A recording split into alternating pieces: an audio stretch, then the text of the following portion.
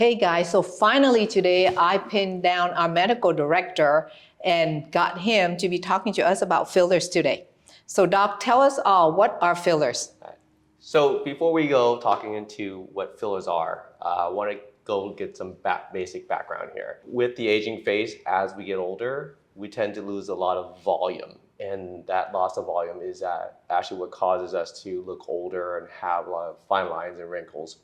So fillers, what they are gel-like substances that are actually injected underneath the skin. The purpose of fillers are to, one, restore the volume that we've lost. Okay. Usually these are in kind of the sunken cheek areas, the temples. The second purpose of fillers are to actually help smooth out lines and soften creases that we have, especially in the smile lines, lips, and so forth.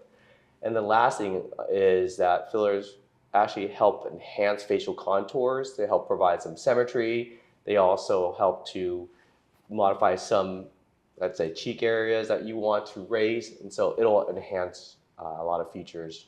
Yeah, and some of these are so subtle that we really may not even notice it, but it really kind of age us. For example, a lot of people have the sunken area right around the temple. Couple areas right there. And then along this line, right there, that right? line. Or the eyes get a little bit sunken in, and all of those can actually be treated by fillers. Yes, they definitely help.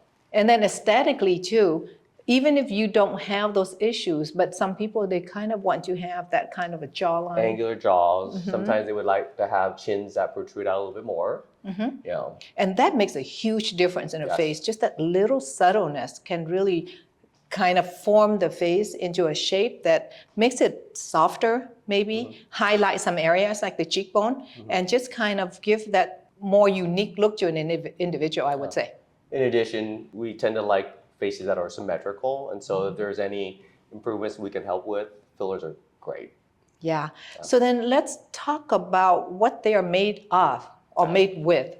So there are a lot of different fillers out there. They're generally categorized by the substance that they are made from. One of the most common ones that you'll hear is hyaluronic acid, which is actually a naturally occurring substance that is found within our skin. And what hyaluronic acid does is it helps to add volume in addition to hydrate the skin. There's other ones such as calcium hydroxyapatite and a lot of other ones that I won't confuse things, but there are many different ones out there, and they vary depending on the consistency in terms of how much volume you need, how much structure you need, and how long these things last inside one's body. Okay, so that brings us to the next question. How long does fillers last? My general answer to that is that it depends on the type of filler one uses. It also depends on the area being treated, in addition to the individual's metabolism. On average, the hyaluronic fillers can last anywhere between 6 up to 18 months. In some individuals, it lasts even longer. Okay, so one of the most popular questions I think about filler is, does it hurt? Is it painful? Well, it's uncomfortable, okay? And the manufacturers do add in medications such as lidocaine to help with the discomfort, but overall, it is tolerable. I wouldn't necessarily call it painful, but there is some discomfort. And like they say, there's no pain, no gain.